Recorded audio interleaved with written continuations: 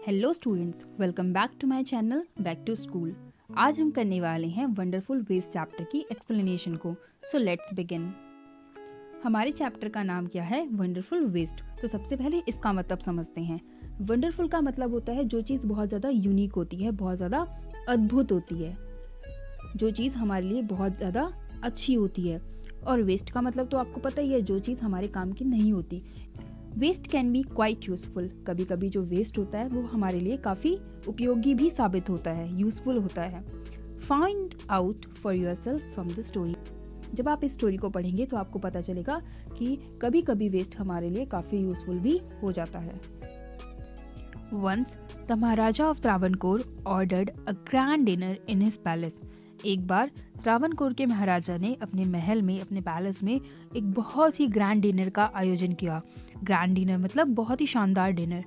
In the afternoon before the dinner, dinner से पहले दोपहर के समय में, the maharaja entered the kitchen to survey the dishes that had been prepared for the feast. Feast होता है दावत। तो महाराजा जो है किचन में एंटर करते हैं, वहाँ पे जो भी डिशेस बनाई जा रही थी, जो भी खाने की चीज़ें बनाई जा रही थी, उसका निरीक्षण करने के लिए, उसको जांचने के लिए कि सभी काम सही से हो पा रहा है या नहीं, या क्या क्या डिशेस वहाँ पे प्रिपेयर की जा रही हैं। What are you going to do with those vegetable scraps.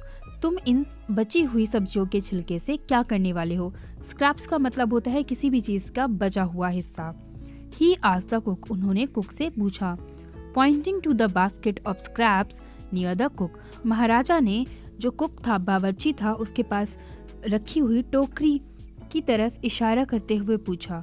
The cook replied. Replied का मतलब होता है जवाब देना। तो कुक जो था, बावर्ची जो था, उसने जवाब दिया, they are waste, we will throw them away. ये जो हैं वेस्ट हैं, हम उनको फेंक देंगे। You can not waste all these bits and pieces of vegetables. तुम इन सब्जियों के टुकड़ों को इस तरीके से वेस्ट नहीं कर सकते, बर्बाद नहीं कर सकते। Find a way to use them. और इनको यूज करने के लिए, इनको उपयोग करने के लिए कोई ना कोई तरीका निकालो। The Maharaja commanded sternly and walked away. Maharaja ने बहुत ही सख्ती से आदेश दिया और वहां से चला गया। कमांडेड का मतलब होता है ऑर्डर देना या फिर आदेश देना। The cook was in a fix and kept staring at the vegetable scraps for some time. अब जो बावर्ची था, जो कुक था, वो बहुत उलझन में पड़ गया और वेजिटेबल्स जो स्क्रैप थे, सब्जियों के जो छिलके थे, उनकी तरफ कुछ समय तक एकटक देखने लगा। Suddenly an idea flashed across his mind. अचानक से उसको एक आइडिया सूझा। An idea flashed across his mind मतलब कि किसी भी इंसान के दिमाग में अचानक से कोई आइडिया आ जाना, कोई युक्ति आ जाना। He took all the vegetable bits, washed them and cleaned them well. उसने सारी सब्जियों के टुकड़े जो हैं उसको लिया, उनको अच्छे से धोया। He washed them, अच्छे से धोया और बहुत ही अच्छे से उनको साफ किया। Then he cut them into long strips. फिर उसने उन सब्जियों को लंबी लंबी पट्टियों में काटा। He put them in a huge pot and placed it on the fire to cook. फिर उसने एक बड़े से बर्तन में उनको उड़ेला और आग पर पकने के लिए रख दिया। Next he ground some fresh coconut, green chilies and garlic together. Fresh coconut मतलब फ्रेश नारियल, ग्रीन चिलीज हरी मिर्चें और गार्लिक मतलब लहसुन। फिर उसने नारियल, हरी मिर्चों और लहसुन को एक साथ जो है पीसा। He added this paste and salt to the cooking vegetables. फिर उसने ये जो पेस्ट उसने बनाया था उसको और नमक को पकती हुई सब्जियों में डाला, यानी कि उसकी जो सब्जी बन रही थी उसमें उसने गार्लिक, हरी मिर्च और नारियल के पेस्ट को और साथ ही साथ नमक को डाला। A tempting smell started coming from the pot. और पॉट से एक बहुत ही लुभावनी स्मेल आने लग गई। Now he whipped some curd and added it to the curry. फिर उसने कुछ दही जो था उसको फेंटा और उसको भी जो करी, जो सब्जी बन रही थी, उसमें ऐड करा।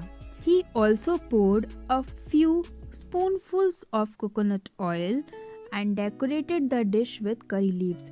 फिर उसने उसमें कुछ चम्मच नारियल के तेल के डाले और फिर उसके बाद उसको कड़ी पत्तों से डेकोरेट किया, मतलब सजाया।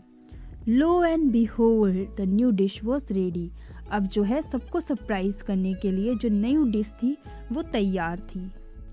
The cook serve this dish to the guest that evening. जो कुक था उसने सभी गेस्ट को, सभी मेहमानों को वह डिश जो है शाम को खिलाई। Everyone was eager to know the name of the new dish. सभी लोग जो हैं उस नई डिश का नाम जानने के लिए उत्सुक थे, ईगर थे। The cook thought and thought. जो कुक जो था वो बहुत सोच में पड़ गया, उसने सोचा और सोचा। Then a name came to his mind.